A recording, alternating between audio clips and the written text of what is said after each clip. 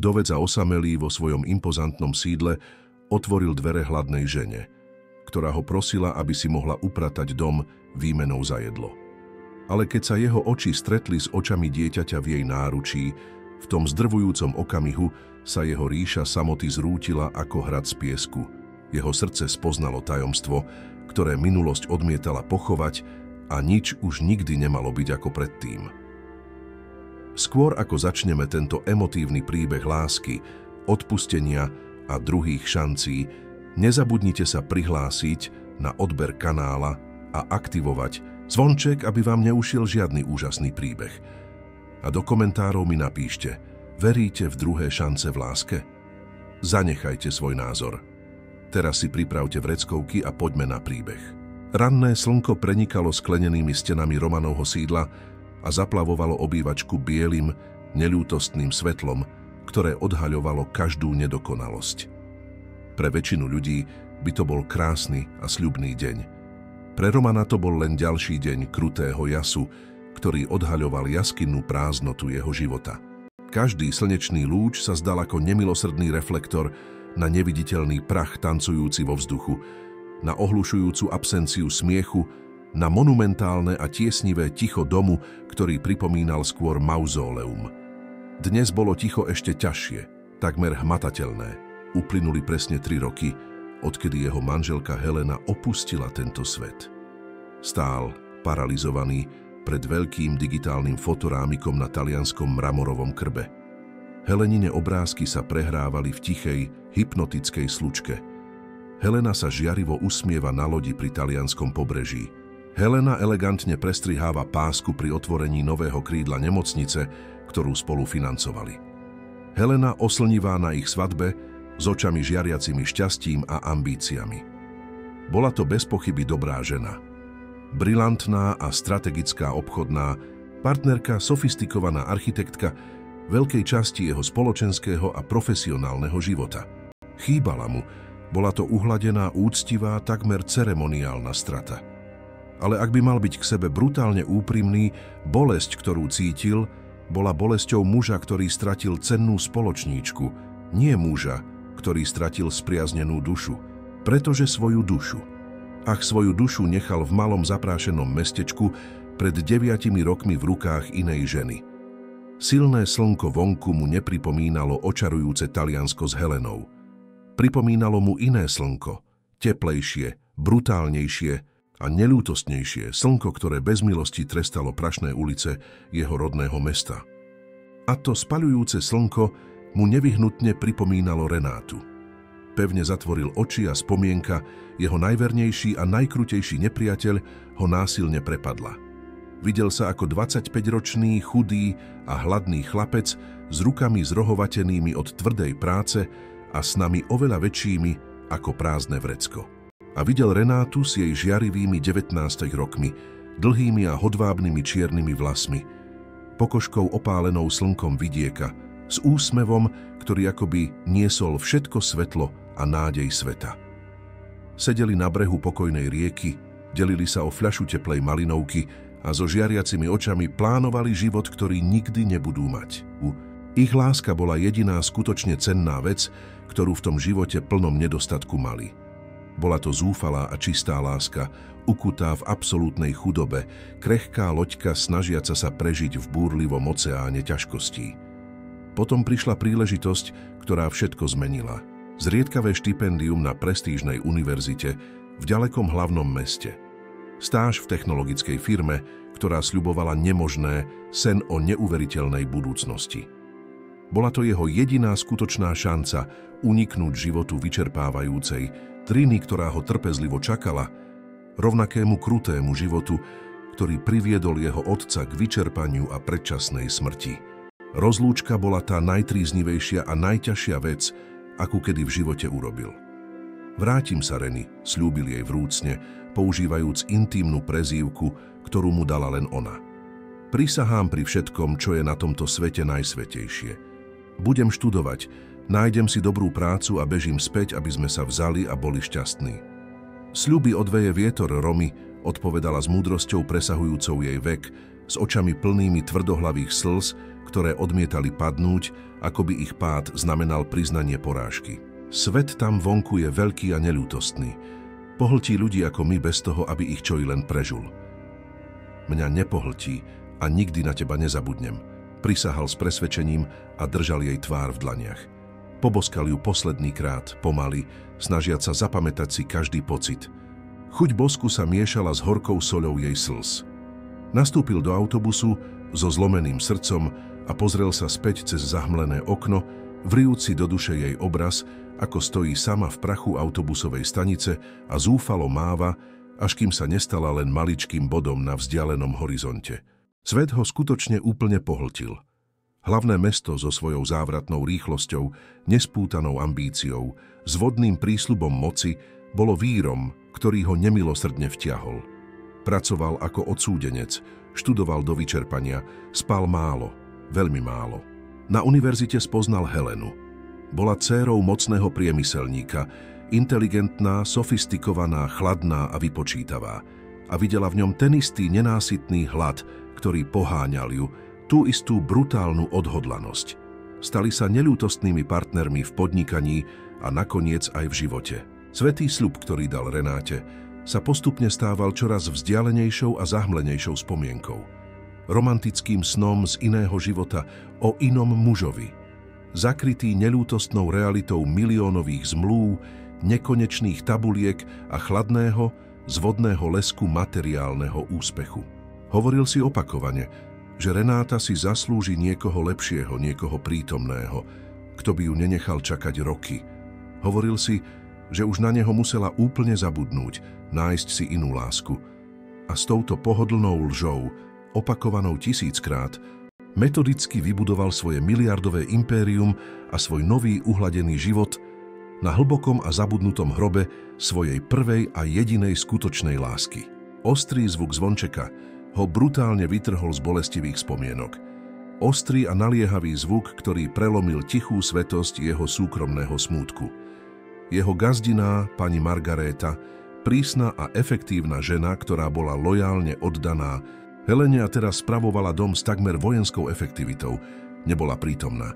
Mala svoj zaslúžený voľný deň. Hlboko podráždený nechceným vyrušením, Roman prešiel pevnými krokmi cez grandióznu vstupnú halu. Ktokoľvek bol ten nevhodný návštevník, bude rýchlo a s aristokratickým chladom odmietnutý. Otvoril ťažké dvere s neskrývanou netrpezlivosťou. Poludňajšie slnko ho dočasne oslepilo. Keď sa jeho oči konečne prispôsobili prudkému jasu, uvidel scénu, ktorá neodvolateľne definuje zvyšok jeho existencie.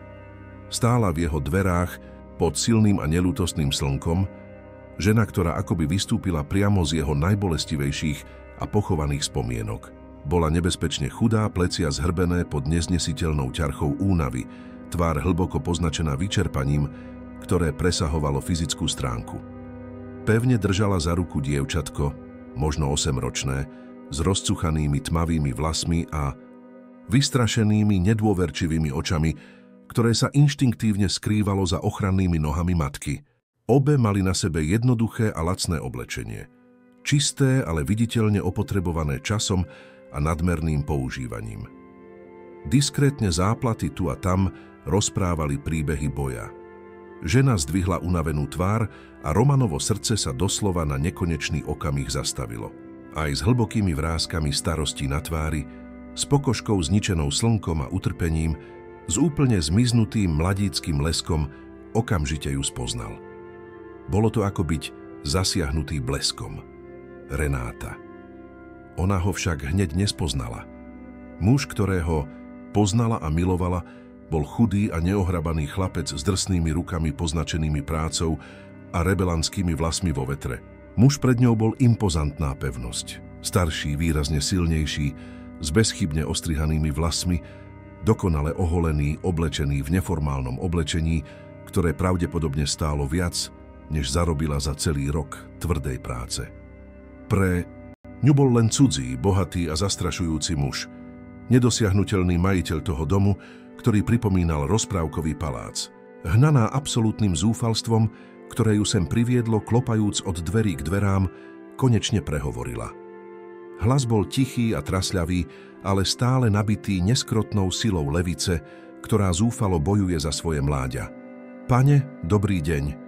Odpuste mi tú obrovskú drzosť, že vám takto bez ohlásenia klopem na dvere. Volám sa Renáta. Ja a moja dcéra prechádzame veľmi ťažkým obdobím. Zhlboka sa nadýchla, zbierajúc odvahu. Nežiadam o almužnu, pane. Prosím, verte mi. Žiadam o šancu, o poctivú prácu, o čokoľvek, čo mi môžete ponúknuť. Pozrela na bezchybnú a zastrašujúcu fasádu domu, na dokonale udržiavané záhrady profesionálnymi záhradníkmi. Videla som, aký veľký je váš dom, pane. Myslela som si, že by ste možno potrebovali niekoho na pomoc s upratovaním, s údržbou. Som veľmi pracovitá. Môžem prať, žehliť, variť, starať sa o záhradu, čokoľvek bude absolútne nevyhnutné. Ja. S ťažkosťami prehltla hrdosť. Nepotrebujem teraz plat, pane. Len tanier jedla pre nás dve a aspoň trochu bezpečné miesto, kde by mohla dnes v noci spať. Len to, prosím. Roman bol fyzicky a úplne neschopný odpovedať. Jej slová boli skreslenou a krutou ozvenou ich starých spoločných snov. Náš dom, náš spoločný život. A tam stála ona, žena, ktorej slúbil život plný šťastia, pokorne prosiac, aby mohla upratovať jeho dom výmenou za jedlo. Len za jedlo. Vina bola prudkým jedom stúpajúcim mu rýchlo do hrdla, dusiac ho, berúc mu dých. 12 celých rokov raketového úspechu, obscénneho bohatstva, absolútnej moci.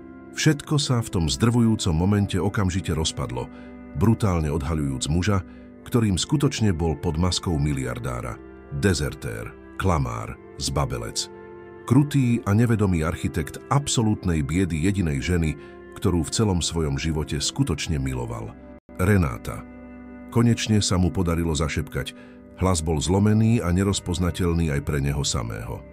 Keď počula svoje meno vyslovené s intímnou a znepokojujúcou familiárnosťou, ktorá by nemala patriť tomu neznámemu mužovi, tomu okázalému domu, tomu luxusnému životu, Renáta sa na neho konečne pozrela so sústredenou pozornosťou. Intenzívne skúmala jeho zrelú tvár, analyzovala jeho oči a pod drahou a uhladenou maskou úspešného miliardára začala postupne vidieť a rozpoznávať nezameniteľné črty chlapca, ktorý kruto strašil jej bezsenné noci toľko rokov.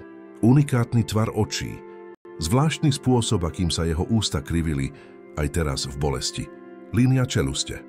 Spadla jej sánka, ústa sa otvorili v šoku. Vzduch jej prudko unikol z pľúc v ostrom vzdychnutí hrôzy a rozpoznania.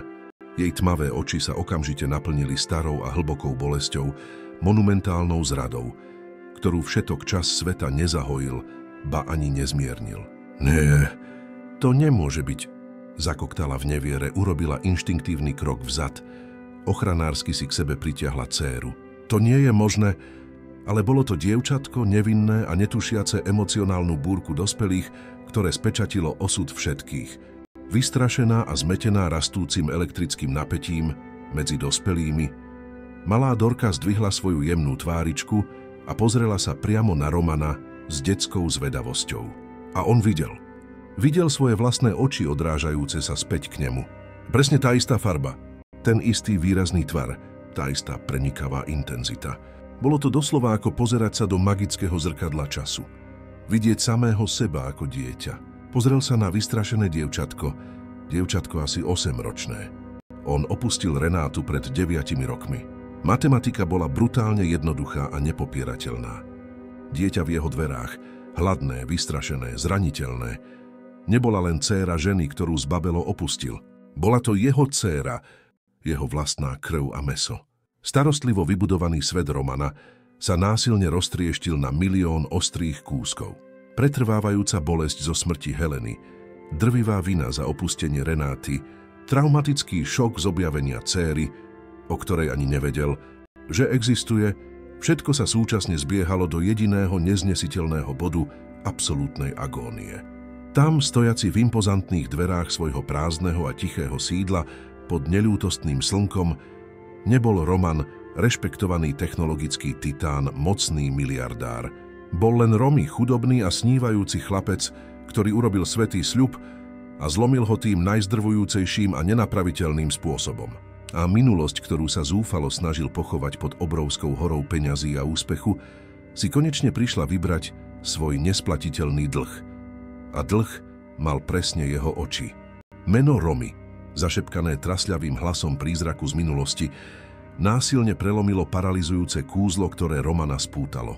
Tá láskyplná prezývka, vzácna relikvia zo života, ktorý sa snažil pochovať pod 12 dlhými rokmi korporátneho úspechu a chladného betónu, ho prudko vrátila do brutálnej reality jeho dverí. Pred ním sa Renáta viditeľne triasla. Tvár bledá ako vosk od šoku, stará nenávisť a hlboká bolesť zrady intenzívne bojovali v jej tmavých očiach. Teraz ho úplne spoznala. A rozpoznanie neprinieslo nostalgickú radosť ani úľavu, ale ešte hlbšiu a viscerálnejšiu hrôzu. Nevedela som, že si to ty, zakoktala zúfalo, urobila ďalší inštinktívny krok vzad. Primitívny inštinkt úteku sa stal silnejším ako absolútne zúfalstvo, ktoré ju priviedlo k tým dverám. Pritlačila si dcéru Dorku k hrudi s ochrannou silou, ako by ju chcela fyzicky ochrániť pred ním. Pred tým mužom, ktorý bol živým stelesnením všetkých jej zlomených sľubov a zničených snov. Zabudni na to, čo som povedala. Bol to strašný omyl. Ideme preč, dcérka. Hneď. Prudko sa otočila, pripravená ponoriť sa späť do krutej ulice, znova čeliť korozívnemu hladu a desivej neistote, čokoľvek, absolútne čokoľvek.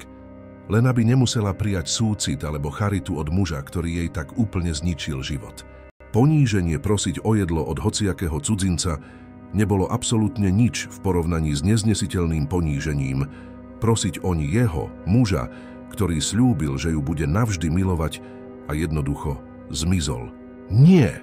Romanov hlas zaznel hlasno, príkaz zrodený z čistej a primitívnej paniky, že ju znova stratí, že ju uvidí zmiznúť druhýkrát v živote. Bez premýšľania vykročil a hnaný zúfalým inštinktom pevne chytil jej chudú ruku. Fyzický dotyk bol elektrický, takmer bolestivý. Silný prúd 12 celých rokov nevyriešenej histórie, nevypovedaných slov neprežitej lásky, prešiel násilne medzi nimi v tom jednoduchom kontakte. Obaja pocítili šok až do kostí. Prosím, nechoď, prosím, prosil, hlas sa mu lámal. Vojdi dnu. Je veľmi silné slnko. Dievčatko, súrne potrebuje vodu, miesto na odpočinok, na zotavenie. Slová vyšli úplne neohrabané, hlúpo, neadekvátne. On, dokonalý majster obchodných rokovaní, muž, ktorý dokázal pohnúť celými finančnými trhmi jedinou dobre umiestnenou vetou, teraz nedokázal sformulovať jedinú, aspoň trochu koherentnú myšlienku. Jeho privilegovaná myseľ bola absolútnym chaosom emócií. Renáta tu živá, skutočná, dotknuteľná. A dievčatko, preboha dievčatko, ktoré malo presne jeho oči, jeho dcéra. To slovo mu neustále ozývalo v omámenej mysli ako obrovský katedrálny zvon. Ohlušujúce, zdrvujúce, desivé. Dcéra, nechcem tvoju pomoc, Roman, vypľula Renáta s jedom, snažiac sa silou vymaniť z jeho zovretia. Hnev v jej hlase bola koncentrovaná sila celej dekády potlačovanej zúrivosti. Nocí preplakaných o samote, otázok bez odpovedí. Nepotrebovala som ťa celých 9 rokov. Nepotrebujem ťa ani teraz. Radšej budem pokorne žobrať na ulici. Spať pod mostami, prijať čokoľvek od kohokoľvek, než prijať jediný cent, ktorý pochádza od teba. Tie slová boli ako ostré nože opakovane zabodávané, každý prenikal hlbšie do jeho už tak tríznivej viny. Ale bolo to nevinné dieťa, ktoré nakoniec zlomilo jej železný odpor. Dorka, náhle prebudená hmatateľným a desivým napätím vo vzduchu, začala plakať. Slabý, unavený, chorý plač, zdrvujúci plač chronicky chorého a hlboko hladného dieťaťa. Mámička, veľmi ma bolí brúško, zamrmlala slabo malá a horúca tvárička, od horúčky pritlačená k spotenému krku Renáty. Prosím, mamička. V tom tríznivom okamihu sa vnútorný boj v Renáte prudko skončil. Jej zranená hrdosť, jej oprávnený hnev, jej nezmerná bolesť, všetko sa okamžite sklonilo pred primárnou a naliehavou potrebou jej dcéry. Materinská láska zvíťazila nad všetkým, pozrela na uplakanú a horúčkovitú tvár Dorky a potom pomaly na muža pred sebou, prízrak svojej minulosti. A v jeho tmavých očiach jasne videl trpkú porážku, bolestivú kapituláciu matky, ktorá by urobila doslova čokoľvek pre svoje mláďa, dokonca, a to ju zabíjalo zvnútra, prijala zúfalú pomoc od svojho najväčšieho prízraku, svojho najväčšieho trízniteľa. Bez ďalšieho slova, pretože na ten okamih neexistovali žiadne vhodné slová, ju Roman opatrne viedol dovnútra sídla. Keď zatvoril ťažké dvere z masívneho dreva, fyzicky cítil, ako by zatváral mystický portál do minulosti, zamykajúc ju tam so sebou, uväzňujúc prízraky vo svojom vlastnom dome. Tiesnivé ticho obrovského sídla sa zdalo ešte ťažšie, dusnejšie s ich kontrastnou prítomnosťou. Bolo to ako dva úplne protichodné svety, násilne kolidujúce. Cesta Renáty a Dorky dovnútra toho miesta bola brutálnou kolíziou paralelných vesmírov. Pomaly kráčali monumentálnou vstupnou halou. Unavené nohy Renáty zanechávali slabé stopy prachu na bezchybnom a lesklom talianskom mramore. Dorka, ktorá na chvíľu prestala plakať, sa teraz pozerala na všetko okolo s očami rozšírenými od čistého úžasu, s pootvorenými ústami v tichom šoku.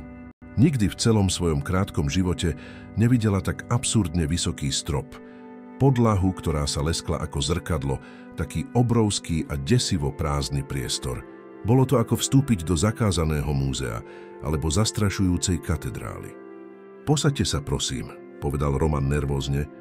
Trasúcou sa rukou ukázal na obrovskú pohovku z bielej talianskej kože, ktorá pravdepodobne stála viac ako všetky mizerné domy, ktoré si Renáta kedy v živote prenajala dokopy.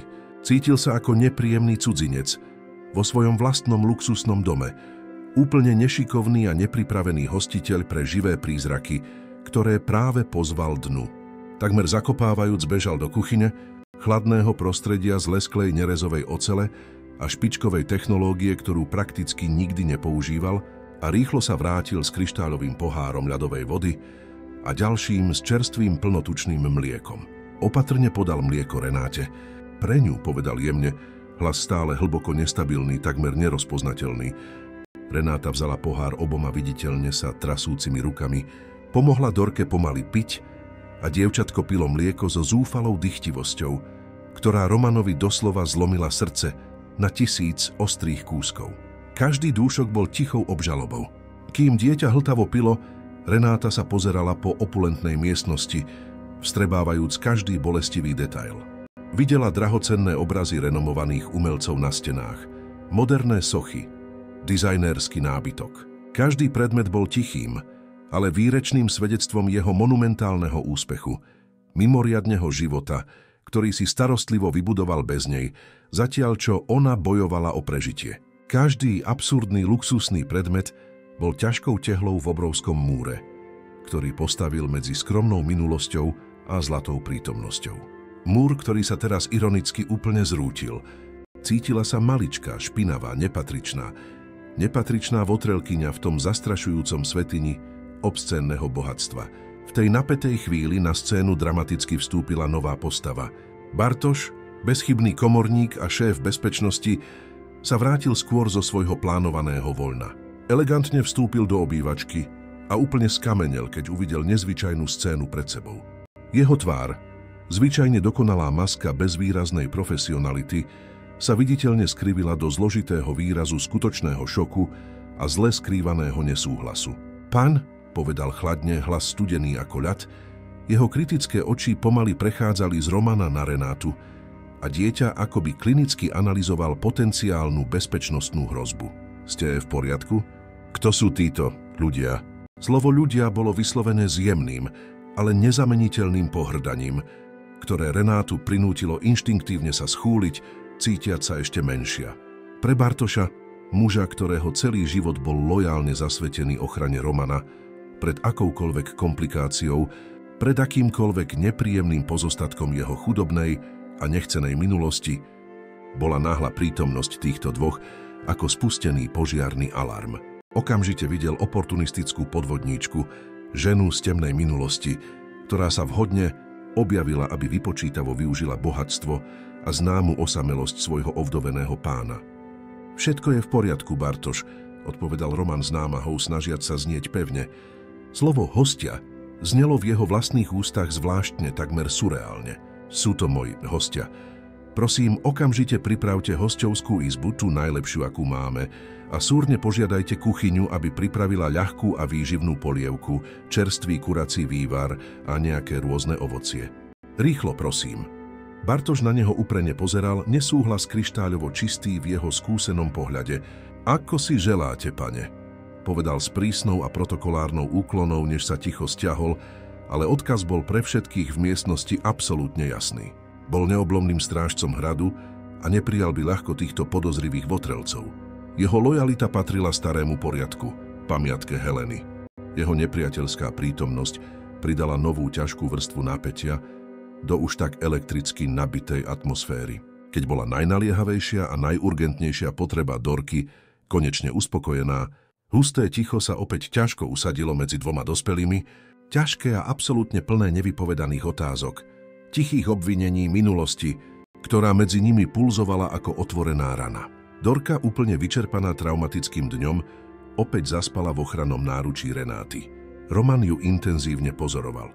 Srdce zničujúca zmes ostrej bolesti a desivej fascinácie. Jeho dcéra, jeho vlastná dcéra, bola tam pár metrov od neho, jemne dýchala a on bol pre ňu úplný cudzinec, neznámy. Nič. Musíme sa porozprávať, povedal konečne, prelomiac tiesnivé ticho. Hlas vyšiel pevnejšie, než očakával. Opatrne ju viedol do impozantnej knižnice toho istého svätého miesta, kde hodiny predtým melancholicky premýšľal o svojej hlbokej osamelosti a prázdnom živote.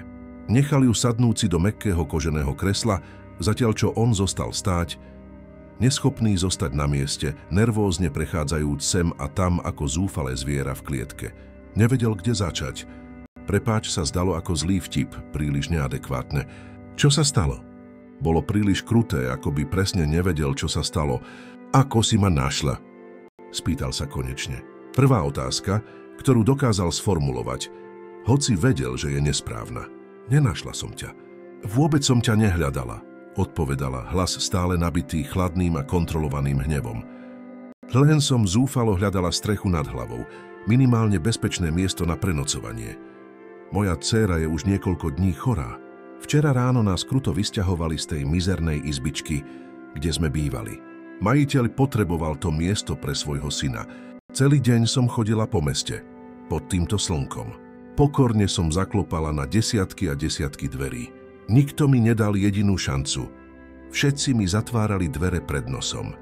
Pozrela na bezchybnú fasádu cez obrovské okno. A potom som uvidela toto sídlo a pomyslela si, kto býva na takom mieste, má toľko, ale toľko peňazí, že mu trochu jedla chýbať nebude. Zasmiala sa, horkým smiechom bez humoru. Aká krutá irónia osudu, však zo všetkých tisícov dverí na svete som prišla klopať práve presne na tie tvoje. Jej príbeh bol pre Romana brutálnou sériou úderov. Vysťahovaná, hladná, chorá dcéra. Každé slovo bolo priamou obžalobou, bolestivou pripomienkou jeho monumentálneho zlyhania ako ľudskej bytosti. Renáta, začal, hlas sa mu lámal. Je mi to veľmi ľúto. O ničom z toho som nevedel. Prisahám, že som nevedel. Nevedel? Prerušila ho prudko, oči iskriace potlačenou zúrivosťou. Samozrejme, že si nevedel. Ako by si mohol vedieť z výšky svojho zlatého hradu? Úplne si zmizol, Romy. Slávnostne si mi slúbil, že sa vrátiš. Čakala som ako idiotka. Napísala som ti desiatky zúfalých listov, ktoré sa všetky vracali s krutou pečiatkou adresa neznáma. Hľadala som ťa mesiace, pýtala sa všetkých. A ty? Ty si jednoducho zmizol z mapy. Vybudoval si svoje žiarivé impérium a nechal ma za sebou, ako by som bola kusom odpadu z tvojho starého a chudobného života.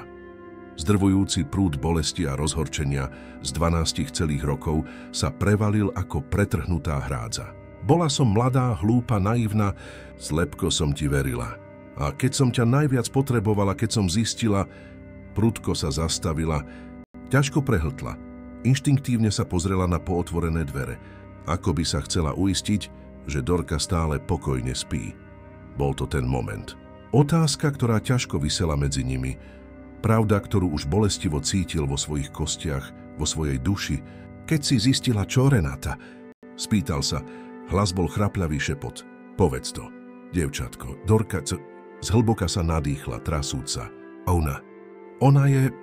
Nedokázal dokončiť. Otázka bola príliš veľká, príliš ťažká, príliš desivá. Renáta na neho úprene pozerala a v jej očiach bolo všetko nahromadené pohrdanie sveta. Všetka bolesť 10-ročia. Áno, Roman, povedala, hlas tvrdý ako diamant, ostrý ako sklo. Je to tvoja dcéra. Dcéra, o ktorej si nikdy nevedel, že existuje, pretože si bol príliš zaneprázdnený, príliš dôležitý, stávajúc sa mocným kráľom technologického sveta. Verbálne potvrdenie bolo definitívnym úderom z milosti. Roman sa ťažko oprel o mahagónový stôl, nohy sa mu triasli, svet sa točil. Jeho dcéra, 8-ročná dcéra, celý kompletný život, ktorý absurdne stratil. Prvý neistý krok, prvý vypadnutý zub, prvé bľabotané slovo, narodeniny, nočné strachy, horúčky uprostred noci. Nebol tam absolútne pre nič. Bol úplne neprítomný otec, prízrak, ktorý ani nevedel o svojej vlastnej existencii.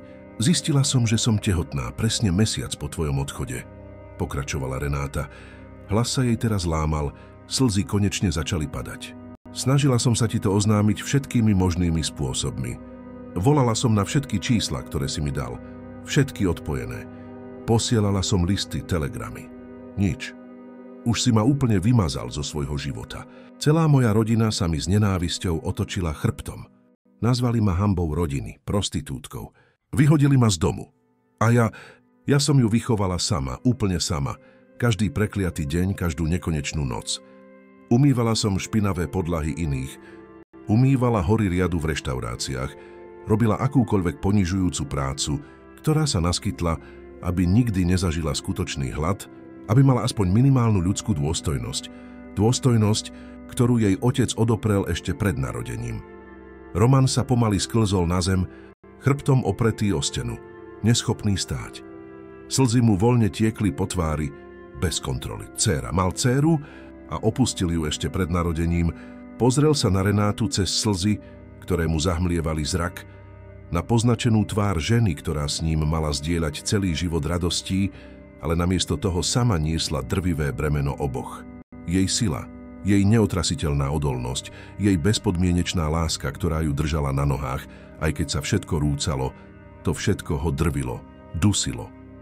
Nebol hoden byť ani v tej istej miestnosti ako ona. Nebol hoden dýchať ten istý vzduch.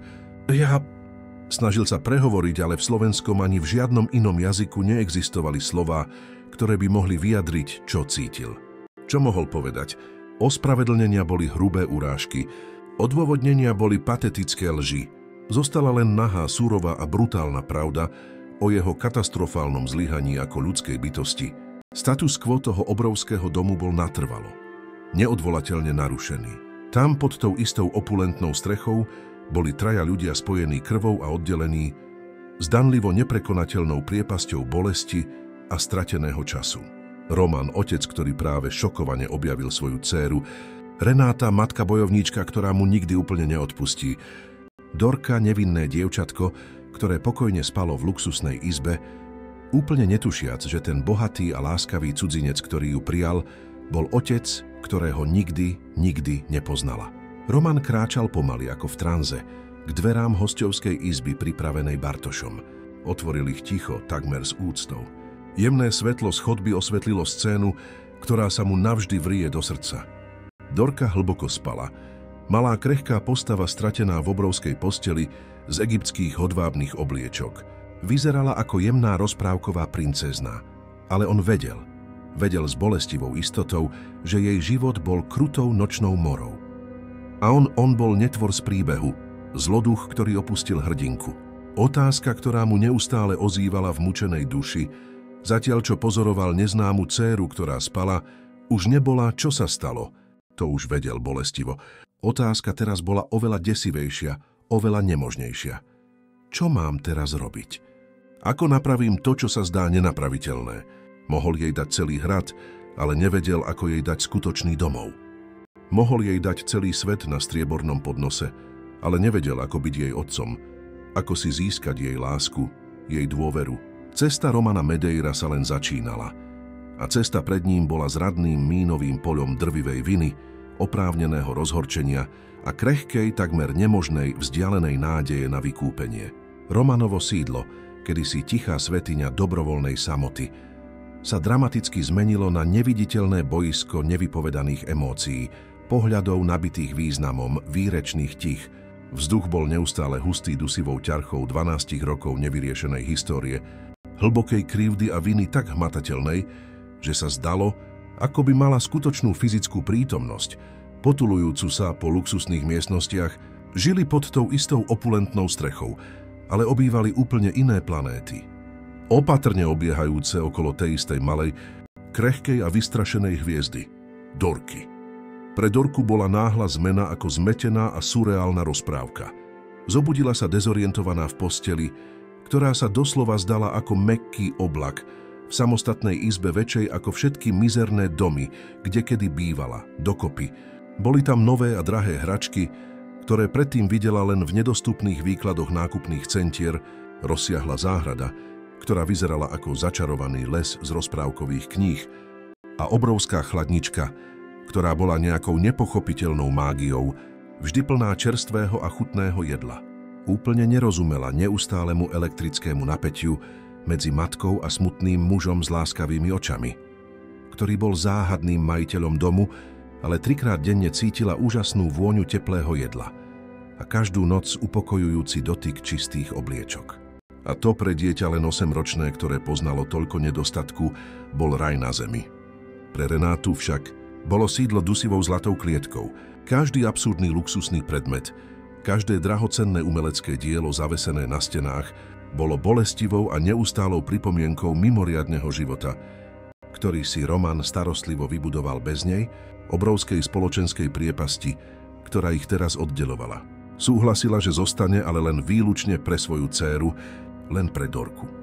Jej zranená hrdosť bola nepreniknuteľným brnením a pohybovala sa po obrovskom dome s takmer vojenskou obrannou dôstojnosťou, zdvorilo, ale pevne odmietajúc čokoľvek, čo nebolo striktne nevyhnutné pre prežitie.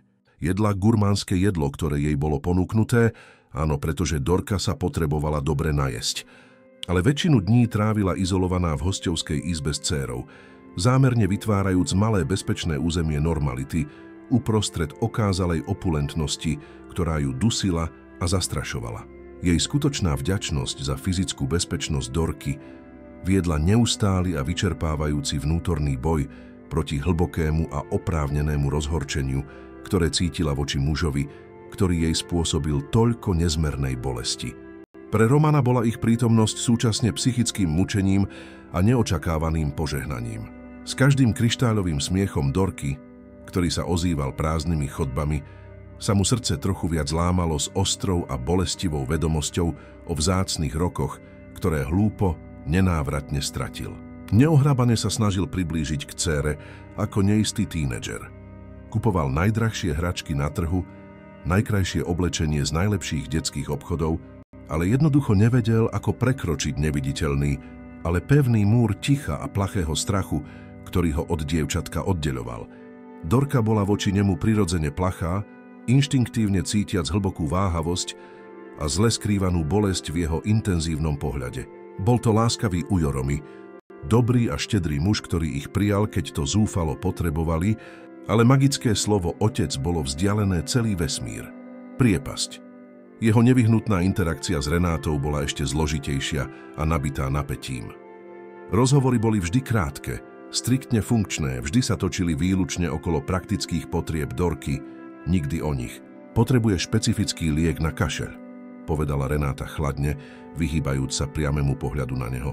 Nová uniforma do súkromnej školy, ktorú si kúpil, je o číslo väčšia, upozornila presne. A on, zúfalo sa snažiac nejako napraviť nenapraviteľné, sa neúnavne snažil všetko napraviť peniazmi, jediným jazykom, ktorý dokonale ovládal. Okamžite najmem najlepších detských lekárov v krajine pre Dorku, špecialistu na detskú pneumológiu, renomovaného odborníka na výživu, hovoril dychtivo.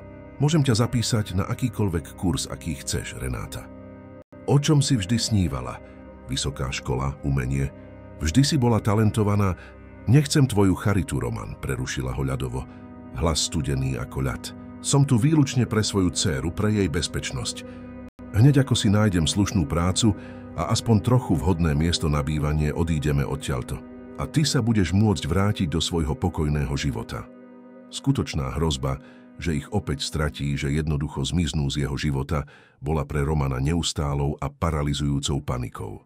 Intelektuálne vedel, že ich tam nemôže držať hrubou silou alebo peniazmi. Zúfalo potreboval čas. Čas, aby dokázal svoju hodnotu, aby ukázal, že sa zmenil. A potreboval pochopiť skutočnú hĺbku priepasti, do ktorej padli.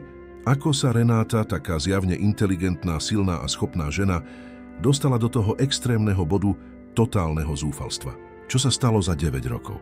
Hnaný touto naliehavou potrebou pochopiť, urobil to, čo vždy robil, keď potreboval konkrétne odpovede. Najal najlepších profesionálov. Diskrétne aktivoval súkromnú vyšetrovaciu agentúru s najvyššou reputáciou a absolútnou diskrétnosťou. Misia bola delikátna a špecifická. Starostlivo zrekonštruovať kroky Renáty za posledných 9 rokov, bez invazívneho sledovania, bez narušenia súkromia, len starostlivé preskúmanie verejných záznamov, úctivé rozhovory s bývalými susedmi a kolegami z práce. Zúfalo potreboval kompletnú mapu jej cesty bolesti. Zatiaľ, čo vyšetrovanie potichu prebiehalo v zákulisí, konflikt v dome získal nového a impozantného bojovníka. Bartoša, lojálneho komorníka. Muž, ktorý oddane slúžil Romanovej zosnulej manželke Helene, videl náhly a nevysvetliteľný príchod Renáty a Dorky nie ako romantické stretnutie alebo druhú šancu, ale ako svetokrádežné znesvetenie. Bol samozvaným strážcom pamiatky Heleny, zavedeného poriadku a tradičnej stability toho domu. A Renáta, v jeho skúsených a nedôverčivých očiach, bola stelesnený chaos, nepríjemná relikvia z chudobnej a komplikovanej minulosti, ktorá by podľa jeho konzervatívneho názoru mala zostať definitívne pochovaná. Jeho nepriateľstvo bolo jemné, ale ostré ako britva. Vždy sa o Renáte vyjadroval ako o pani, ale so zvláštnou intonáciou, ktorá ju nútila cítiť sa ako podvodníčka, ako falzifikát. Náhodou nechával zarámované fotografie Romana a Heleny, usmievajúcich sa na strategických miestach, kadiaľ Renáta často prechádzala neustále vizuálne pripomienky, že tam nepatrí. Jeho zdanlivo nevinné rozhovory s Romanom boli plné starostlivo zamaskovaných jedovatých poznámok. Pani Helena mala bezchybný a vyberaný vkus na kvety v obývačke. Všakže, pane? Hovoril zámerne, keď bola Renáta na blízku a usporadúvala knihy. Nikdy by tu nedovolila žlté tulipány. Hovorila, že sú príliš obyčajné, vulgárne. Podprahový odkaz bol kryštáľovo čistý. Nepatríš na toto sofistikované miesto. Jednej noci, keď už bolo napätie neznesiteľné, priamo konfrontoval Romana v jeho súkromnej pracovni, opatrne zatvárajúc dvere. Páň, začal Bartoš. Hlas bol zvláštnou zmesou obvyklej podriadenosti a čistej ocele s všetkou hlbokou úctou, ktorú vám dlhujem po toľkých rokoch služby. Musím vyjadriť svoju vážnu a úprimnú obavu. Roman zdvihol unavené oči od papierov, ktoré predstieral, že číta. Pokračujte. Prítomnosť týchto ľudí drasticky mení rutinu a pokoj tohto domu, ktorého vybudovanie stálo toľko úsilia. Pani Helena, nech ju Boh má vo svojej sláve, vybudovala tento domov s takou starostlivosťou, s takým vkusom. Urobil vypočítavú pauzu. Ste si absolútne istí, že nie ste kruto podvádzaní? Vhodná žena z minulosti, ktorá sa objaví práve teraz, keď ste vdovec, zraniteľný, osamelý, s dieťaťom, ktoré môže byť hocikoho. Znie to ako veľmi dobre nacvičený príbeh. Veľmi vhodný. Podvodníci sú dnes sofistikovaní, pane. Dosť, Bartoš. Vybuchol Roman násilne, buchol do stola. Hnev konečne ovládol jeho obvyklú rozvahu. Renáta nie je podvodníčka. A dievčatko? To dievčatko je moja dcéra. Pozrite sa jej do očí a povedzte mi, že nevidíte očividnú pravdu. Stal impozantný, zostanú tu. A budete sa k ním správať s maximálnou úctou a rešpektom, aký si zaslúžia ako členovia tejto rodiny. Bolo to absolútne jasné? Bartoš viditeľne ustúpil, šokovaný ako bombastickým odhalením, tak aj nekontrolovanou zúrivosťou svojho zvyčajne kontrolovaného pána. Ako? Ako si želáte, pane? Zamrmlal s prísnou úklonou. Ale Roman jasne videl v jeho skúsených očiach, že lojalita komorníka nepatrila skutočne jemu, ale starému poriadku, svetosvetej pamiatke Heleny. Bartoš nebude spojencom v tejto novej fáze. Bude nebezpečnou prekážkou, špiónom v jeho vlastných múroch, trpezlivo čakajúcim na pošmyknutie, na dôkaz, že mal pravdu. Vyšetrovanie začalo prinášať prvé znepokojujúce výsledky po 2 intenzívnych týždňoch. Boli to bolestivé fragmenty života neustáleho a ponižujúceho boja. Dôverná správa podrobne popisovala zamestnania Renáty v priebehu rokov. Čašníčka v obľúbenej reštaurácii, ktorá po 6 mesiacoch skrachovala. Upratovačka v 3-triednom hoteli, odkiaľ bola bez okolkov prepustená kvôli vážnej chorobe Dorky, ktorá ju prinútila chýbať 3 dni po sebe, 3 dni, ktoré ju stáli prácu. Krajčírka na subdodávku v malej vykorisťovateľskej miestnej konfekcii, ktorá platila menej ako minimálnu mzdu. Podrobne popisovala mizerné adresy. Depresívna séria maličkých izieb, prenajatých v hlučných a špinavých penziónoch, každá postupne chudobnejšia a nebezpečnejšia ako predchádzajúca, zostupujúc po schodoch degradácie. A podrobne popisovala zdrvujúcu osamelosť. Žiadni skutoční blízki priatelia, žiadna rodina ochotná poskytnúť podporu po tom, čo ju vyhodili. Bola osamelým ostrovom unášaným prúdom, zúfalo sama bojujúca, aby udržala seba a dcéru aspoň minimálne nad vodou, nad hranicou absolútnej biedy. Každá strana správy bola novým bolestivým bodnutím do už tak rozorvaného Romanovho srdca. Čítal o jej nepredstaviteľných ťažkostiach, o dňoch bez jedla, aby Dorka mohla mať aspoň jedno jedlo, o vyčerpávajúcich dvojitých smenách, o každodenných poníženiach a jasne si spomínal na luxusné večere v hviezdnych reštauráciách, na časté cesty prvou triedou na medzinárodné konferencie, na peniaze, ktoré bezstarostne míňal na absolútne zbytočné veci. Brutálna disonancia medzi 2 paralelnými životmi bola taká násilná, taká obscénna, že mu bolo fyzicky zle na zvracanie.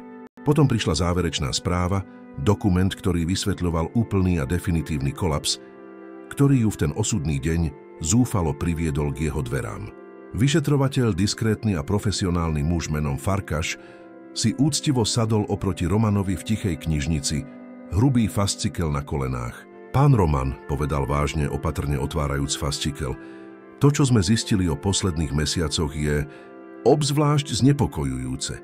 Roman sa napäto predklonil. Pokračujte. Musím vedieť všetko.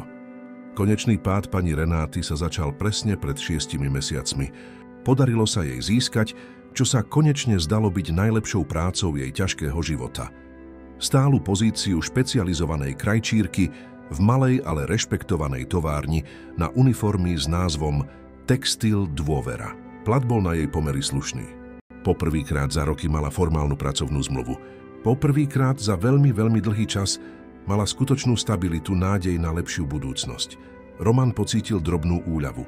Aspoň mala chvíľu pokoja, dôstojnosti. Ale pred 4 mesiacmi, pokračoval Farkaš, jeho hlas stmavol, Textil Dôvera bola kúpená. Korporátna akvizícia uskutočnená oveľa väčším konglomerátom s názvom Avestra Textil. A ako sa bohužiaľ v týchto prípadoch vždy stáva, nové vedenie prišlo s agresívnou politikou optimalizácie nákladov a reštrukturalizácie. Romanovi začalo pomaly mrznúť srdce, formovala sa strašná predtucha. Avestra Textil začala brutálny proces hromadného prepúšťania. Zoznam strategicky zahŕňal všetkých zamestnancov s menej ako ročnou praxou, aby sa vyhli vyšším nákladom na odstupné. Pani Renáta bola presne na tomto zozname. Stratila prácu zo dňa na deň. Bez platu nemohla zaplatiť 2 mesiace omeškaného nájmu, ktorý dlhovala. A majiteľ, neoblomný muž, ju legálne vysťahoval bez akejkoľvek zľutovania. To ju doslova dostalo na ulicu, bez toho, aby mala kam ísť. Príbeh bol tragicky bežný, ďalší brutálny príklad neosobnej krutosti moderného korporátneho sveta. Ale v skladačke stále chýbal jeden kúsok, posledný kúsok, ktorý by tragédiu premenil na neznesiteľnú osobnú nočnú moru pre Romana. A kto je majiteľom toho konglomerátu? Avestra Textil, spýtal sa Roman, hoci temná a vydesená časť jeho duše už vedela, už tušila odpoveď. Farkaš viditeľne zaváhal, nepríjemne sa ošíval. Pomaly otvoril poslednú stranu podrobnej správy a posunul ju po lesklom stole. Bola to zložitá korporátna organizačná schéma, na vrchole pyramídy holdingová spoločnosť s názvom Skupina Patria Invest. Pod ňou niekoľko dcérskych spoločností vrátane Avestra Textil a nad skupinou Patria na absolútnom vrchole korporátneho potravinového reťazca bolo jediné meno, jediné známe logo, ktoré všetko ovládalo. Medeirostec, Romanova firma, jeho impérium. Zostal paralizovaný, úprene hľadiac na papier, na svoje vlastné meno vytlačené na vrchole tej obrovskej mocenskej štruktúry, ktorá na svojej najnižšej a neviditeľnej základni brutálne rozdrvila ženu, ktorú miloval. Vzduch mu prudko unikol z pľúc. Luxusná miestnosť sa začala nekontrolovateľne točiť. Nebol to slepý osud, nebola to krutá náhoda, nebol to Boh, ktorý ich skúšal. Bol to on sám. Neopustil ju len pred 12 rokmi na zaprášenej autobusovej stanici. Pokračoval v jej opúšťaní, v jej zraňovaní, v jej ničení každý prekliatý deň, bez toho, aby to vedel, bez toho, aby si to predstavoval. Jeho neustála korporátna honba za exponenciálnym rastom, za strategickými akvizíciami, za čoraz väčšími a obscénejšími ziskami, výkonné rozhodnutie, ktoré pravdepodobne bezstarostne schválil na možno 5-minútovom stretnutí o reštrukturalizácii nepodstatných aktív, bolo posledným úderom z milosti v už tak ťažkom živote Renáty. Nebol len bolestivým prízrakom z jej minulosti, bol nevedomým, ale napriek tomu zodpovedným architektom jej súčasnej skazy. Roman sa tackavo postavil nevyvážený, išiel k obrovskému oknu a pozrel sa na bezchybne udržiavanú záhradu, kde v tom presnom momente Dorka šťastne behala za farebnými motýlmi a smiala sa. Čistý zvuk, ktorý začínal hlboko milovať. Nevinné dievčatko, ktoré sa bezstarostne smialo v záhrade kúpenej za peniaze, ktoré doslova stáli jej matku prácu a domov. Vina, ktorú cítil predtým, bola tieňom. Tá, ktorú cítil teraz, bola tmavým, hlbokým a nekonečným oceánom a on sa topil, neschopný dýchať. Odhalenie nebolo len znepokojujúcim faktom. Bol to konečný verdikt a bol súdený a odsúdený svojou vlastnou krutou históriou, svojimi vlastnými činmi. Teraz už otázka nebola, ako napraviť vzdialenú minulosť. Bola to otázka, ako prežiť prítomnosť s vedomím, že on osobne je netvorom v milostnom príbehu svojho vlastného života. Pravda bola súčasne smrteľným jedom a nevyhnutným protijedom. Pre Romana bolo šokujúce odhalenie, že jeho vlastná firma bola nevedomou zbraňou, ktorá zasadila zdrvujúci posledný úder Renáte, absolútnym dnom jeho viny. Celú noc prebdil v knižnici, potulujúc sa ako prízrak. Podrobná správa vyšetrovateľa zostala otvorená na stole ako neodvolateľný rozsudok smrti. Úprene hľadel na logo svojej firmy, Medeirostec. Symbol, ktorý vždy predstavoval jeho raketový úspech a dobytov moc, a teraz v ňom videl len nezmazateľný erb svojej vlastnej nevedomej, ale skutočnej krutosti. Nebol len nepríjemným prízrakom z Renátinej vzdialenej minulosti. Bol úplným architektom jej tragédie, od začiatku do konca. Muž, ktorý ju opustil, a muž, ktorý o roky neskôr, nevedomky, zničil jej poslednú šancu na stabilitu. Bolesť bola taká intenzívna, taká zdrvujúca, že sa paradoxne premenila na zvláštny chladný a kryštáľovo čistý pokoj. Chaotická panika ustúpila železnému odhodlaniu. Už nebol priestor na prázdne ospravedlnenia ani na nešikovné pokusy o nápravu ľahkými peniazmi. Existovala len jedna možná cesta vpred. Tá najťažšia, najdesivejšia, najriskantnejšia. Cesta úplného a kompletného priznania. Nasledujúce ráno bola atmosféra v sídle ešte napätejšia a ťažšia ako zvyčajne.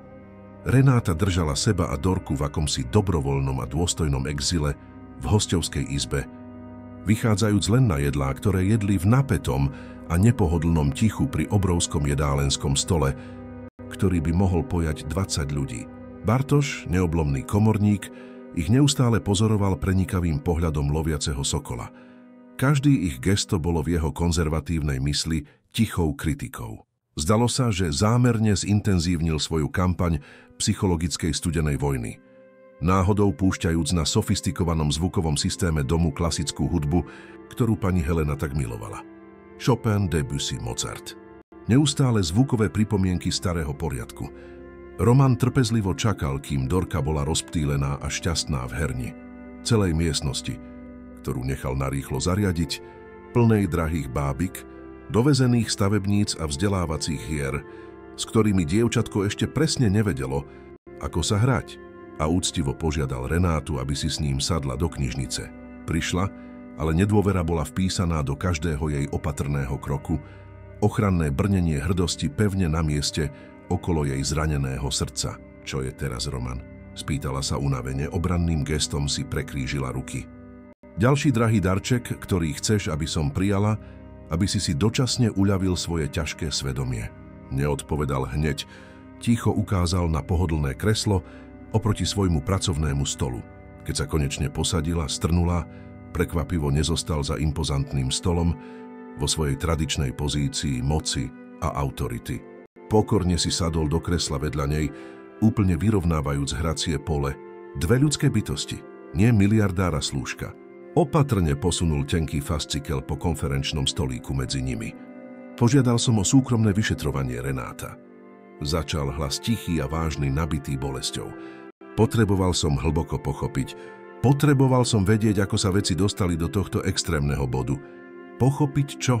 Odvetila trpko. Že život je brutálne tvrdý pre tých, ktorí sa nenarodia v zlatej kolíske ako ty. To nie je žiadne tajomstvo. Nie, povedal pevne a pozrel sa jej priamo do očí. Pochopiť konkrétne, prečo si stratila svoju poslednú prácu v tej továrni na uniformy. Textil dôvera. Renáta na neho pozrela úprimne prekvapená. Ako vieš to konkrétne meno? Teraz už viem všetko, Renáta, povedal, hlas plný únavy, ktorá pramenila z duše. Viem, že to bola konečne dobrá práca, že si poprvýkrát za roky mala stabilitu. Viem, že si začínala mať nádej na lepšiu budúcnosť. Urobil bolestivú pauzu, zbierajúc všetku odvahu, ktorá mu zostala. A presne viem, že továreň bola kúpená väčším konglomerátom s názvom Avestra Textil a že teba a desiatky ďalších prepustili v chladnej a vypočítavej korporátnej reštrukturalizácii. Zhlboka sa nadýchol, trasúc sa, čo som do včerajšej noci nevedel, čo ma úplne zničilo. Bolo meno skutočného majiteľa toho konglomerátu, ktorý ti zničil život. Otvoril fascikel trasúcimi sa rukami. Vnútri bol jediný vytlačený dokument. Organizačná schéma, ktorú mu ukázal vyšetrovateľ. Pomaly ju otočil, aby ju mohla vidieť vlastnými očami. Renáta sa zmetene naklonila a pozorne si prečítala mená v hierarchických rámčekoch. Avestra Textil. Skupina Patria Invest. A na absolútnom vrchole, ovládajúc celú mocenskú štruktúru ako vzdialený boh, nezameniteľné logo Medeirostek. Dlhé sekundy uprene hľadela na logo, spracovávajúc informácie. Potom pomaly pozrela na Romanovú tvár. A to, čo tam videla, nebola moc, nebola podnikateľská hrdosť, ale taká hlboká a úprimná hanba a bolesť, že to bolo takmer fyzické priznanie viny. Intenzívna nenávisť na jej tvári zaváhala, zatriasla sa, postupne ustupujúc výrazu absolútneho šoku a trpkému, bolestivému a takmer ironickému pochopeniu krutosti osudu. Takže, zašepkala konečne, hlas už bez hnevu, len plný unaveného a zničeného údivu, nebol to len slepý osud, nebol to len Boh, ktorý ma skúšal. Bol si to ty, znova, vždy si to bol ty. Nevedel som, Renáta, povedal, hlas sa mu úplne zlomil. Prisahám pri svätej pamiatke mojej matky, pri živote Dorky, že som nevedel. Pre mňa to bolo len ďalšie bezvýznamné meno v štvrťročnej správe o akvizíciách. Reštrukturalizácia sekundárnych aktív, ktorú mi nejaký riaditeľ predstavil na možno 5-minútovom rutinnom výkonnom stretnutí. Schválil som to bez toho, aby som sa dvakrát zamyslel, bez toho, aby som poznal jediné meno postihnutých. Zaboril si tvár do trasúcich sa rúk, plecia zhrbené pod ťarchou viny. Zničil som tvoju poslednú šancu na dôstojné zotavenie a ja som ani nevedel. Ani som sa neobťažoval zisťovať ľudské detaily. Boli to len čísla v tabuľkách, len prevádzková efektivita. Medzi prstami mu začali tiecť úprimné slzy. Neopustil som ťa len pred 12 rokmi na tej prekliatej autobusovej stanici, Renáta. Pokračoval som v tvojom opúšťaní, v tvojom zraňovaní, v tvojom ničení každý deň bez toho, aby som o tom vedel, bez toho, aby mi na tom záležalo. Moja obsedantná a slepá honba za korporátnym rastom, za strategickými akvizíciami, za čoraz väčšími ziskami, to všetko malo ľudskú cenu, ktorú som nikdy nechcel vidieť. A ty si tú cenu zaplatila. Ty a Dorka.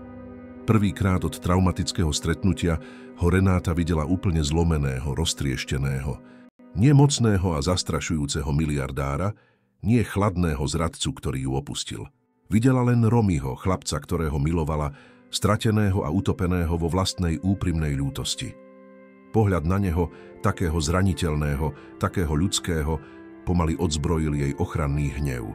Hlboké rozhorčenie, ktoré bolo jej emocionálnym štítom toľko dlhých rokov, postupne ustúpilo zvláštnemu, nepríjemnému, ale nepopierateľnému pocitu, ostrému záchvevu súcitu. Teraz videla s bolestivou jasnosťou, čo Bartoš a zvyšok sveta vidieť nemohli.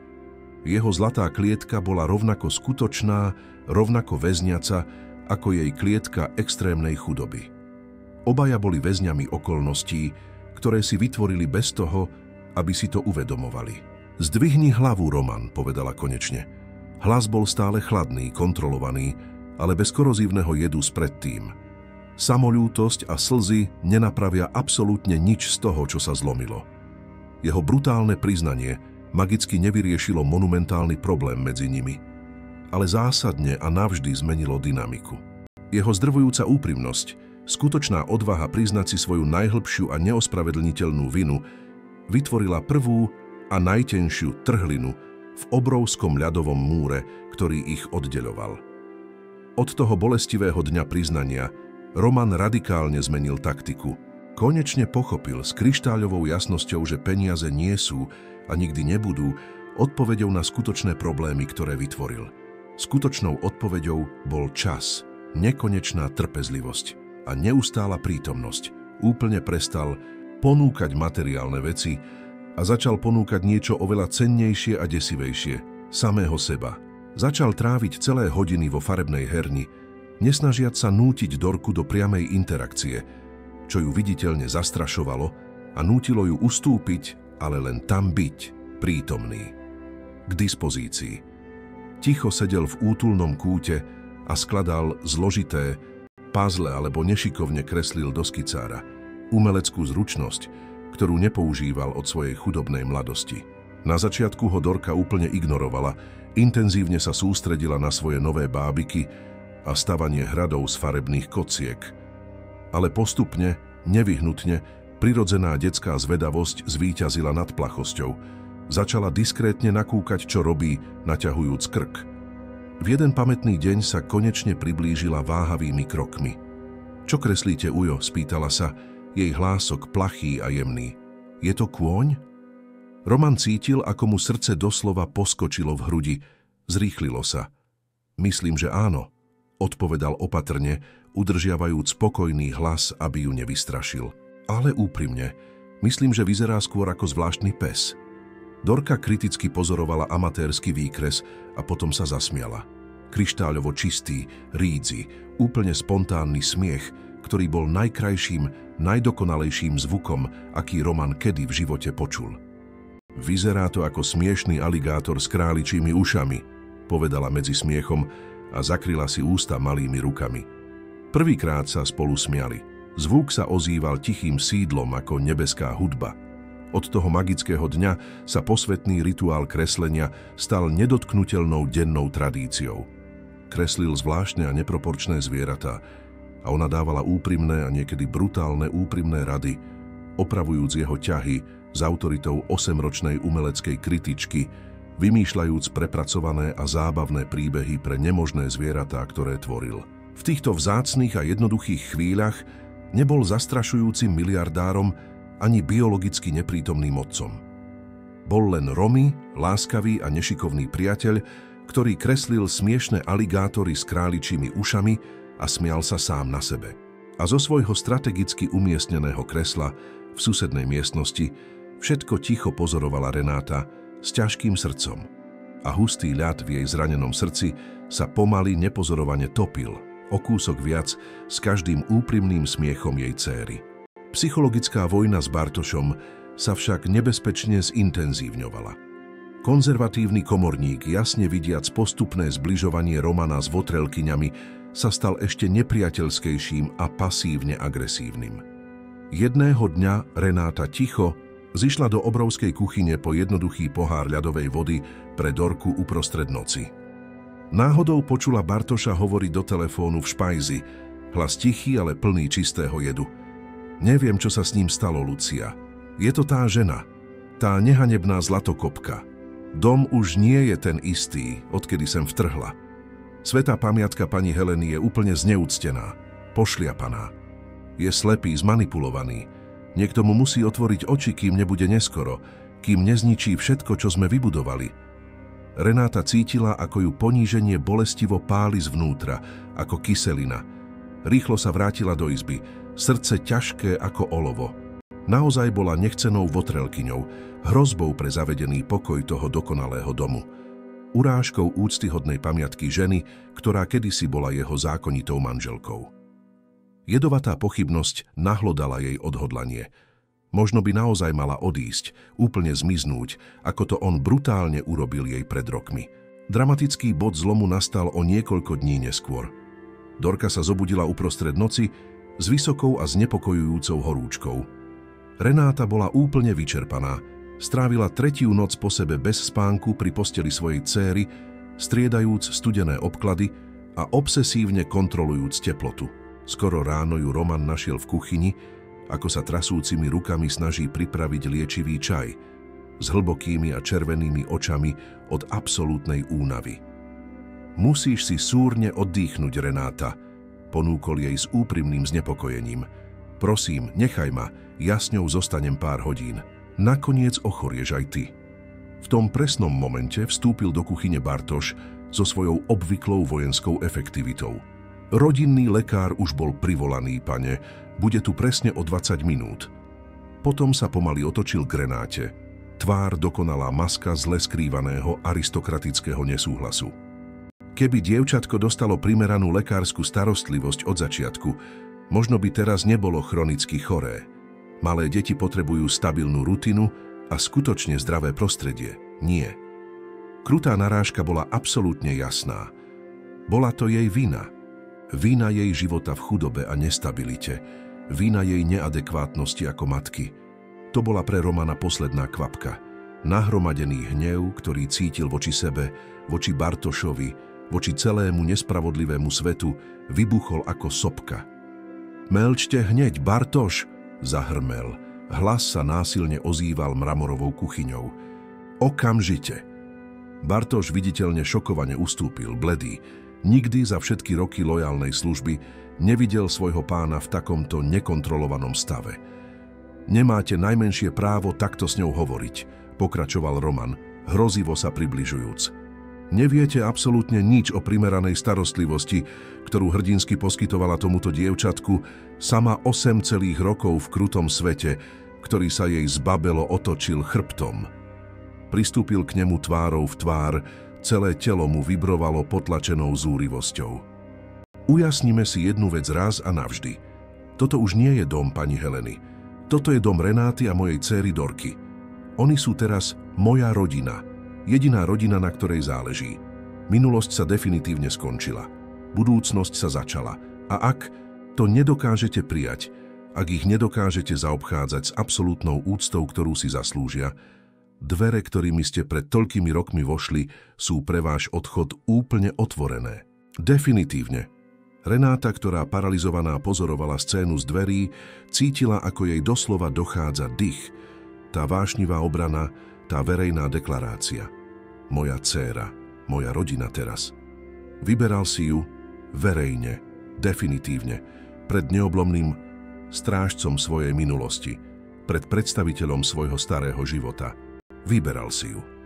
Bartoš, bledý ako papier, úplne porazený, len strnulo prikývol. Rozumiem dokonale, pane. Zamrmlal takmer nečujne a ticho sa sťahol, autorita, ktorú si tak cenil, rozdrvená na prach.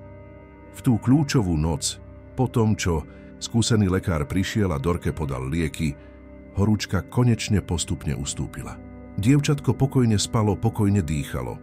Roman ticho vošiel do izby, aby ju videl, a našiel Renátu stále bdelú, sediacu v strategicky umiestnenom kresle vedľa postele, láskyplne strážiacu spánok svojej céry ako strážkyňa. Dlho zostali v hlbokom tichu, len počúvajúc jemné a pravidelné dýchanie dieťaťa, najupokojujúcejší zvuk na svete. Ďakujem, zašepkala Renáta konečne, nepozerajúc sa priamo na neho. Jej hlas bol nabitý emóciami. Za to, čo si dnes povedal Bartošovi. Nemusel si. Povedal som len absolútnu pravdu, odpovedal jednoducho.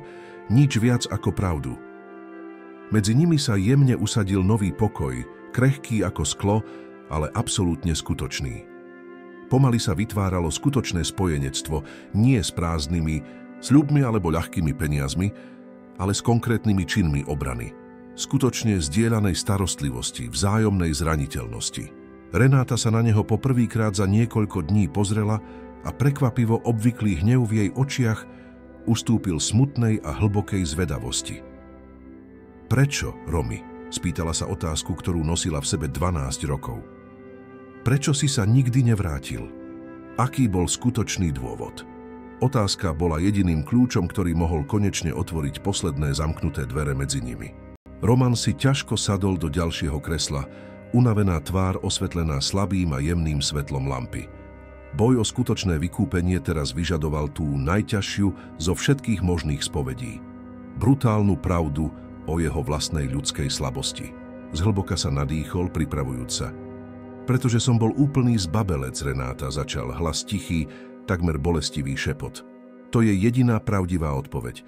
Všetky ostatné vysvetlenia, ktoré by som mohol dať, sú len patetické výhovorky. Vstal a začal chodiť po izbe, ako by fyzický pohyb mohol pomôcť ťažkým slovám výjsť von. Keď som odišiel odtiaľto, z toho malého mesta, bol som doslova hladný chlapec. Nie len jedla, ale všetkého. Úspechu, rešpektu, skutočnej šance dokázať, že som niekto. A hlavné mesto. Je to obrovské monštrum, ktoré sa živí týmto zúfalým hladom. Ponoril som sa do toho po hlave, Renáta. Obsesívne som študoval cez deň, vyčerpávajúco pracoval v noci, spal zle 3 hodiny za noc. A na začiatku všetko, čo som robil, bolo úprimne pre nás. Každé malé víťazstvo, každá vynikajúca známka, každá zriedkavá pochvala od šéfa. Myslel som si, som bližšie k tomu, aby som sa mohol vrátiť k Reni.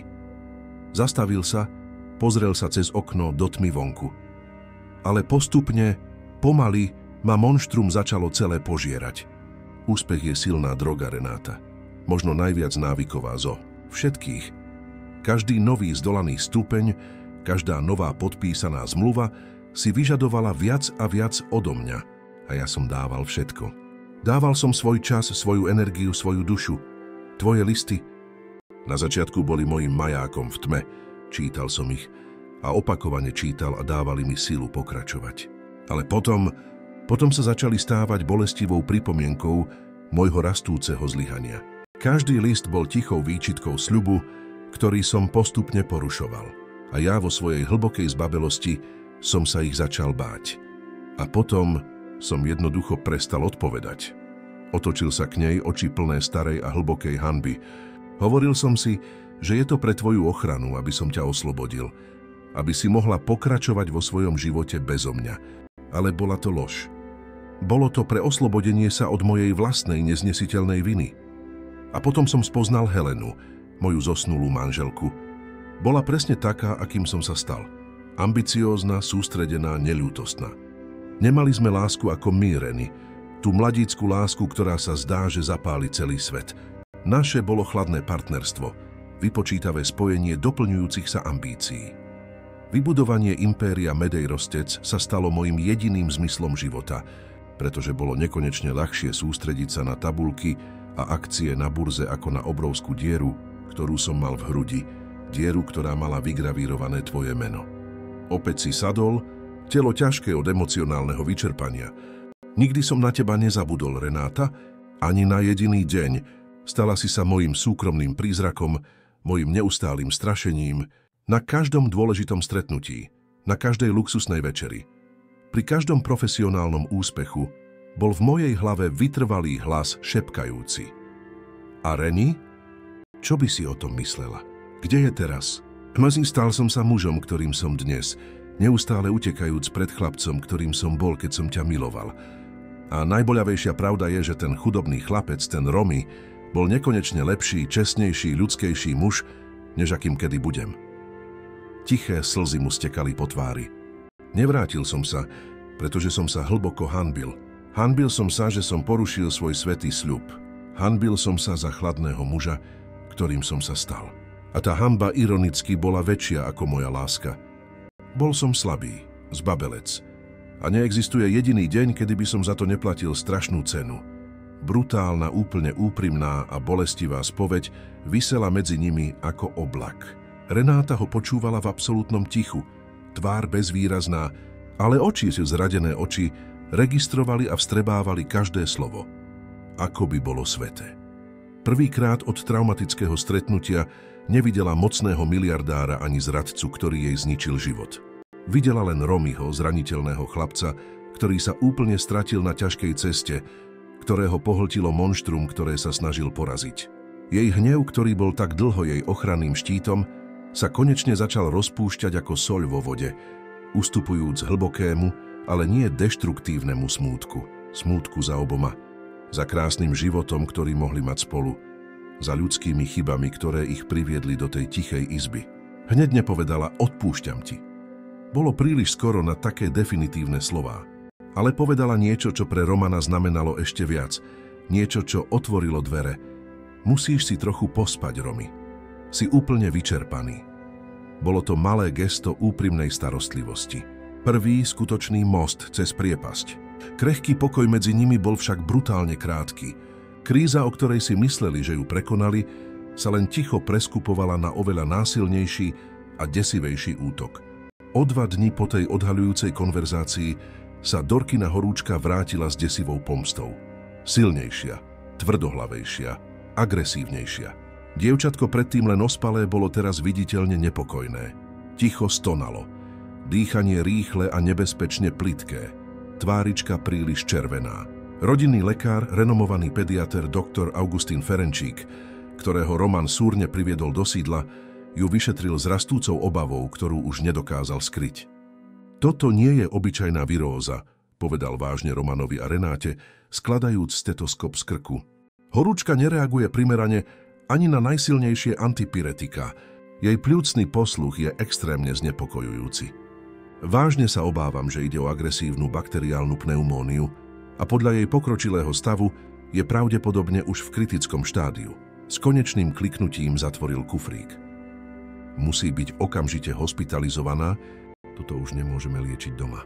Potrebujeme kompletné nemocničné vybavenie. Strach sa vrátil s plnou silou, ľadový, paralizujúci, viscerálny. Slovo hospitalizovaná ozývalo sa v Renátinej mysli ako rozsudok smrti, okamžite privolávajúc desivé prízraky preplnených verejných nemocníc, nekonečných čakacích radov, chronického nedostatku zdrojov, detí umierajúcich na chodbách. Bude mať najlepšiu izbu v najlepšej nemocnici, najlepšiu dostupnú starostlivosť v krajine, povedal Roman okamžite. Zúfalo sa ju snažiac upokojiť, ale jeho vlastný hlas bol viditeľne nabitý zle skrývanou panikou. Za menej ako hodinu horúčkovitej aktivity boli v prezidentskom apartmáne najlepšej a najdrahšej detskej nemocnice v krajine. Prostredie bolo absurdne luxusné. Pripomínalo skôr 5-hviezdičkový hotel ako nemocnicu. Ušľachtilé drevo, umelecké diela na stenách, plochá televízia, kožená pohovka.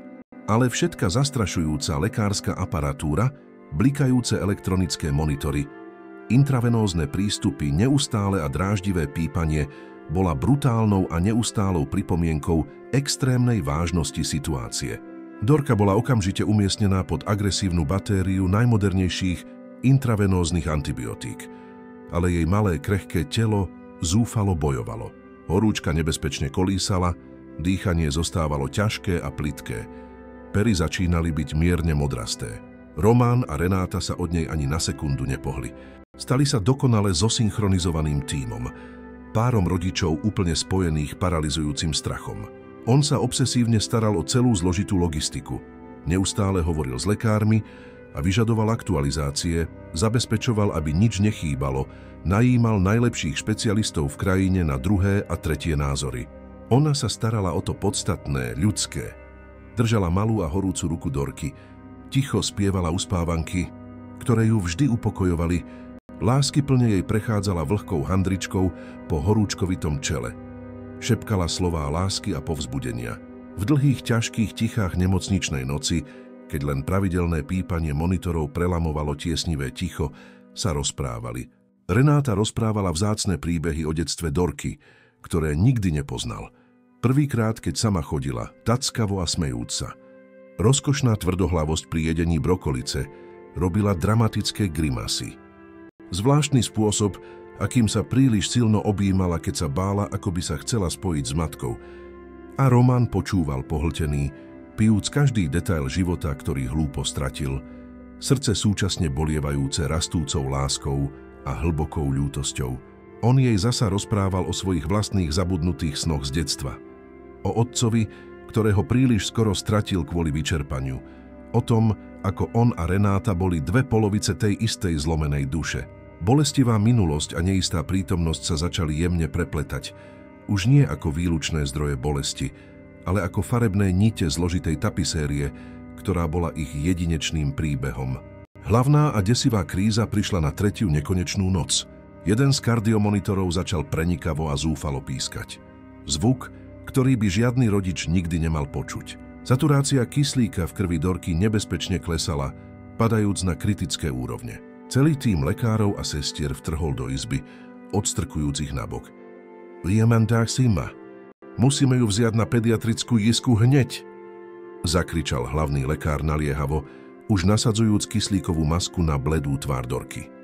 Jej ľavé pľúca čiastočne kolabujú, infekcia je oveľa agresívnejšia, než sme si pôvodne mysleli.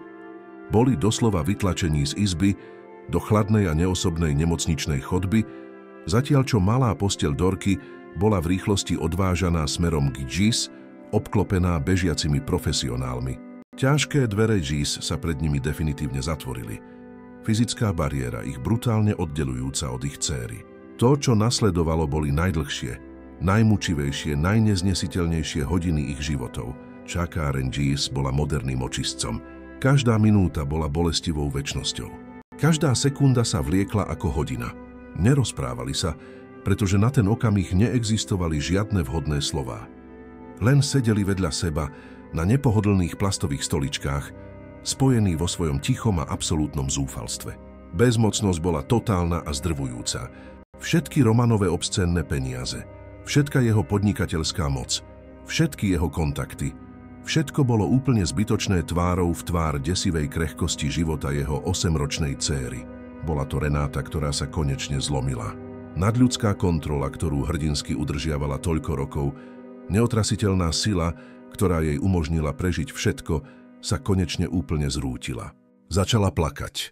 Krčovitý, hlboký, spočiatku bez zvuku, plecia sa jej prudko triasli. A potom prišiel zvuk, stonanie čistej bolesti, ktoré zlomilo srdce všetkým v čakárni. Je to moja vina, vzlikala nekontrolovateľne. Rukami si zakrývala tvár. Mala som ju vziať k lekárovi skôr.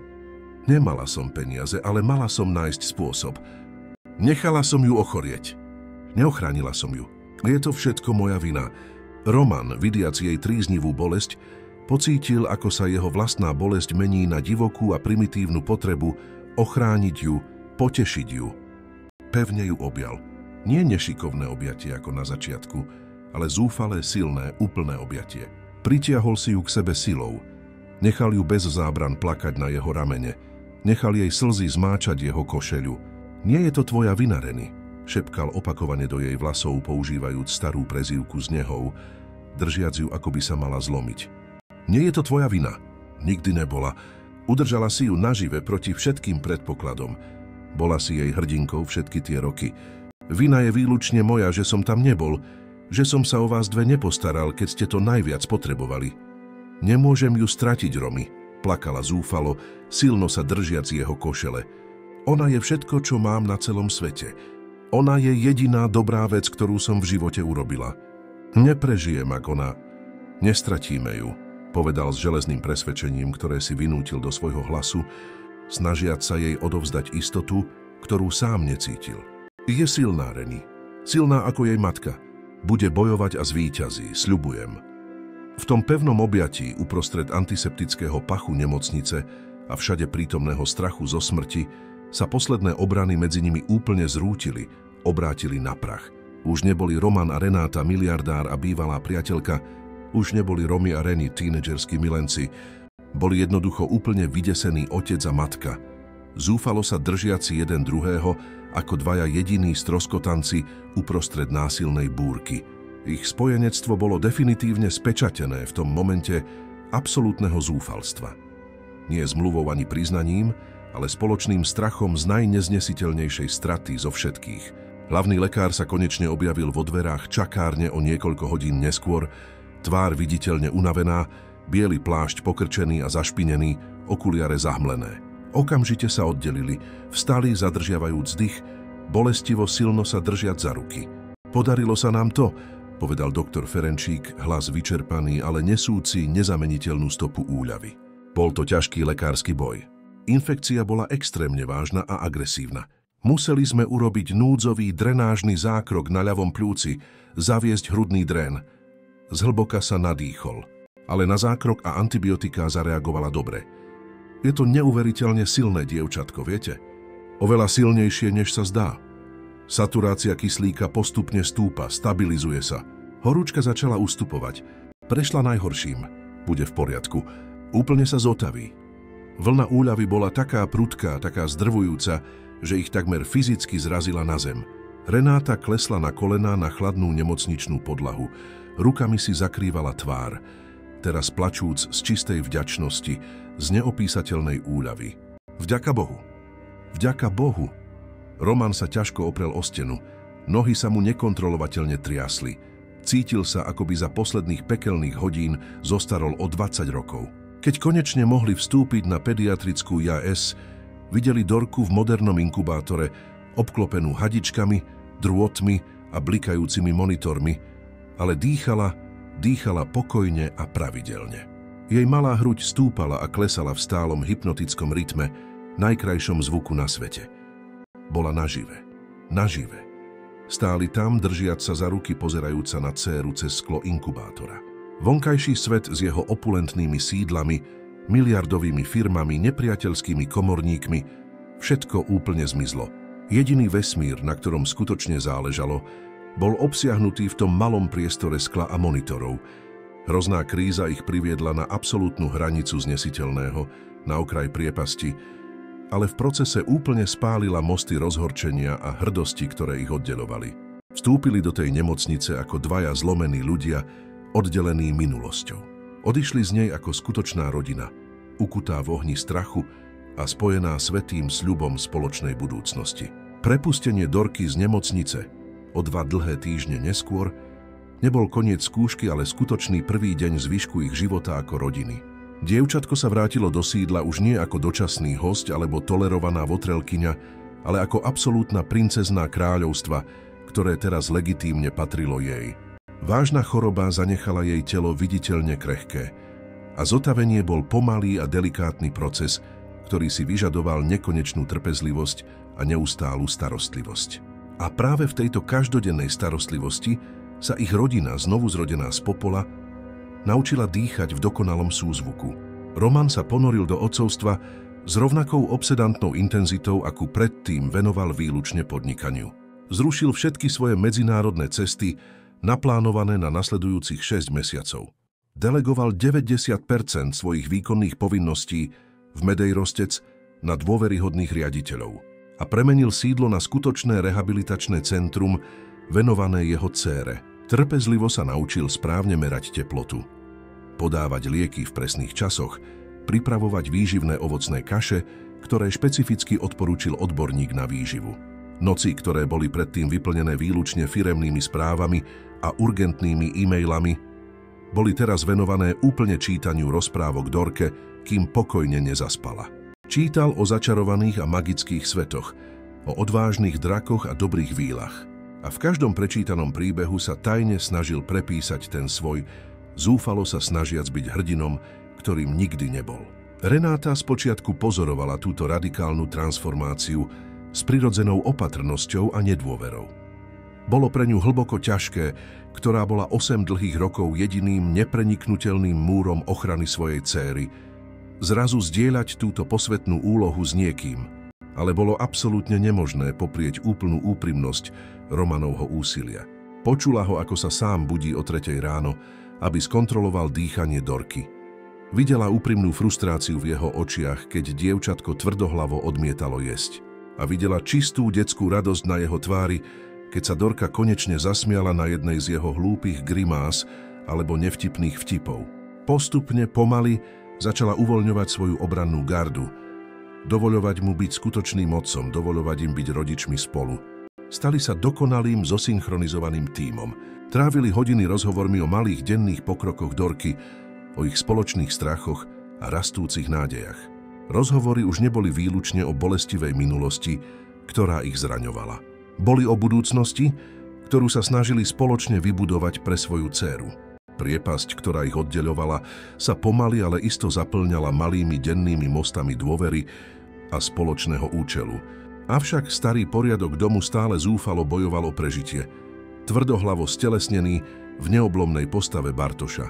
Konzervatívny komorník videl novú rodinnú dynamiku nie ako evolúciu alebo liečenie, ale ako chaotický neporiadok, nepriateľné porušenie protokolu, ktoré hlboko urážalo pamiatku jeho starej a ctihodnej pánej Heleny.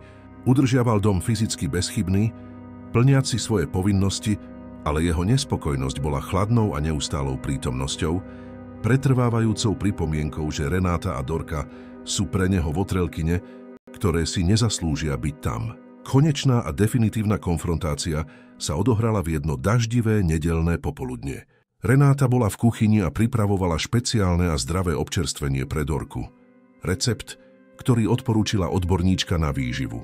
Keď Bartoš vošiel, úplne ju ignoroval, ako by bola neviditeľná, a začal dávať suché príkazy jednej z nových slúžok. Uistite sa, že kryštál v jedálni je leštený výlučne špecifickým, dovezeným prípravkom, povedal chladne. Pani Helena bola na to extrémne citlivá. Mala vysoké štandardy, bezchybné štandardy, na ktoré sa tento dom zdá postupne zabúdať. Poznámka bola priama, úmyselná, krutá. Renáta cítila, ako jej vrie krv, ako ju páli poníženie, ale skôr ako mohla odpovedať alebo prehltnúť ďalšiu tichú urážku, zaznel pevný Romanov hlas z dverí. Bartoš, povedal, hlas spokojný, ale nesúci nepopierateľnú váhu autority, ktorú komorník už dlho nepočul. Poďte do mojej pracovne, hneď, okamžite. V tichej knižnici Roman nekričal, nestratil kontrolu. Bol chirurgicky presný, definitívny. Bartoš začal, pozerajúc sa priamo do očí staršieho muža. Dlhujem vám veľa. Starali ste sa o tento dom, o mňa a o pamiatku Heleny s bezchybnou lojalitou mnoho ťažkých rokov. A za to vám budem navždy vďačný. Máte môj rešpekt, urobil významnú pauzu. Ale táto fáza môjho života sa definitívne skončila. Pani Helena odišla a tento dom má novú pani a mladú dedičku. Ich mená sú Renáta a Dorka. Sú to moja rodina, budúcnosť tohto domu, moja budúcnosť a váš neustály postoj k ním bol nepriateľný. Bartoš sa snažil brániť, vystrel chrbát. Pane, len som sa snažil udržať štandardy, ktoré pani Helena... Pamiatka Heleny bude v tomto dome vždy ctená, prerušil ho Roman pevne. Ale nikdy nebude použitá ako zbraň na zranenie mojej súčasnej rodiny. Úplne rozumiem, že táto zmena je pre vás ťažká. Preto vám dávam jasnú a definitívnu voľbu. Posunul hrubú obálku po stole. Môžete zostať, úplne prijať novú realitu a zaobchádzať s Renátou a Dorkou s úctou a rešpektom, ktorý si zaslúžia ako moja budúca manželka a moja dcéra. Alebo, ukázal na obálku, môžete prijať tento balík odstupného. Je extrémne štedrý. Dosť na to, aby ste sa pohodlne usadili na dôchodku kdekoľvek na svete, kde si vyberiete. Rozhodnutie je výlučne vaše, ale musí byť urobené teraz, v tomto momente. Bartoš pozrel na ťažkú obálku, potom na odhodlanú tvár svojho pána a jasne videl, že váhavý muž, ktorému slúžil posledné roky, úplne zmizol. Na jeho mieste stál kráľ, zúrivo chrániaci svoje kráľovstvo. Komorník, Muž minulosti, muž starého poriadku a zastaraných lojalít, pochopil, že jeho čas tam definitívne skončil. Vzal obálku s dôstojnosťou. Bolo mi cťou slúžiť vašej rodine všetky tie roky, pán Roman. Úprimne vám želám veľa šťastia. A s poslednou úctivou a protokolárnou úklonou sa navždy stiahol. Posledná kotva, ktorá Romana pripútavala k jeho starému životu, bola konečne preťatá. S odchodom Bartoša sa sídlo konečne začalo skutočne meniť na domov plný života. Prísne pravidlá sa postupne uvoľňovali. Zvuk kryštáľového smiechu Dorky sa radostne ozýval predtým tichými chodbami. Renáta, cítiac sa konečne bezpečnejšie a prijatejšie, začala kvitnúť ako rastlina, ktorá konečne dostane slnko. Roman, pozorujúc, že trávi hodiny kreslením a maľovaním v skicári spolu s Dorkou, jej prekvapivo a láskyplne zariadil malý kompletný ateliér v jednej z prázdnych hosťovských izieb. S plátnami všetkých veľkostí, vysoko kvalitnými profesionálnymi farbami, rôznymi štecami a všetkým, o čom by umelkyňa mohla snívať. Renáta, ktorá úplne opustila svoj prirodzený umelecký talent, aby prežila každodenný život, znovu objavila starú vášeň. Maľovala kompulzívne, maľovala živé krajiny svojej jednoduchej mladosti, rieku, kde sedela s Romim, brutálne slnko vidieka a maľovala emotívne portréty Dorky v rôznych momentoch, spiacu, smejúcu sa, hrajúcu sa.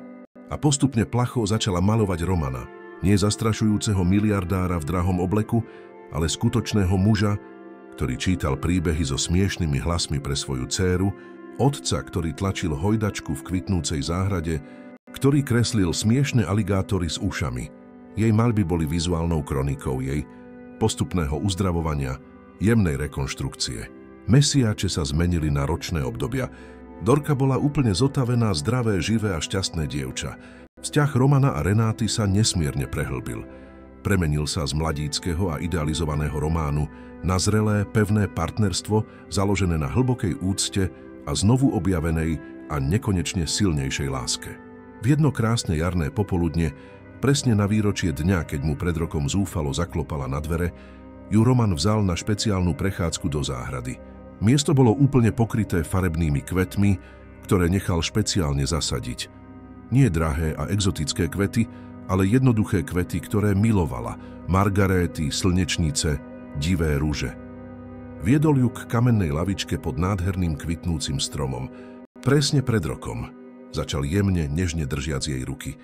Si prišla do môjho domu pokorne prosiť o prácu, jedlo, prístrešie. A namiesto toho si mi dala celý život. Ty a Dorka ste ma priviedli späť zo sveta emocionálnych mŕtvych. Naučili ste ma znova cítiť, skutočne žiť. Kľakol si pred ňu gesto, ktoré dokonale odzrkadľovalo jej prosbu pri jeho dverách pred rokom, ale ktoré teraz nieslo úplne iný a posvetný význam. Z vrecka vytiahol malú zamatovú krabičku. Vnútri nebol okázalý a vulgárny diamant, ale jednoduchý a elegantný prsteň z platiny s jediným malým zafírom presne vo farbe jej očí. Renáta! Jeho hlas sa triasol od emócií. Strávil som 12 rokov budovaním prázdneho impéria na základoch zlomeného sľubu. Teraz chcem stráviť zvyšok svojho života budovaním skutočného domova na základoch nového sľubu, takého, ktorý nikdy, nikdy neporuším. Nechcem byť len otcom tvojej céry. Chcem byť tvojim spoločníkom, tvojim najlepším priateľom, tvojim manželom. Chcem sa každý deň prebúdzať vedľa teba, spoločne čeliť búrkam a oslavovať slnečné dni. Milujem ťa, Reni. Milujem ťa hlbšie ako ten chlapec, ktorý ťa nechal za sebou, pretože teraz poznám tvoju skutočnú hodnotu a poznám svoju. Slzy mu tiekli po tvári. Vezmi si ma. Dovol mi konečne splniť sľub, ktorý som dal tak dávno. Dovol mi byť mužom, ktorého si vždy zaslúžila. Renáta s očami plnými slz čistého šťastia neváhala ani sekundu. Áno, zašepkala dojate, usmievajúca cez slzy. 1000-krát áno, Romy, áno. Nasadil jej prsteň na prst trasúcimi sa rukami a tam, v tej voňavej záhrade, sa bolestivý cyklus odlúčenia definitívne uzavrel, ustupujúc dokonalému kruhu skutočnej lásky. Záverečná scéna sa odohráva o 2 roky neskôr, v jedno slnečné sobotné ráno. Sú to 11. narodeniny Dorky. Záhrada sídla je na nepoznanie. Už to nie je formálny, tichý a zastrašujúci priestor, je absolútne plná života, všade farebné balóny, Hlasno hrá detská hudba, stoly so sladkosťami a slanými pochúťkami a desiatky detí kričiacich, behajúcich a radostne sa hrajúcich. Je to skutočná narodeninová oslava, hlučná, chaotická, úžasná a plná pulzujúceho života. Roman a Renáta, teraz už rok oficiálne manželia, pozorujú krásnu scénu z verandy, držiac sa za ruky. On nemá na sebe oblek, ona nemá drahé šperky, sú len obyčajný otec a matka, pozerajúci s nekonečnou láskou na dcéru, ktorá šťastne a úplne zdravo behá medzi priateľmi, neustále sa smejúc. Dom už nie je tichým mauzóleom, je to skutočný domov plný lásky a života.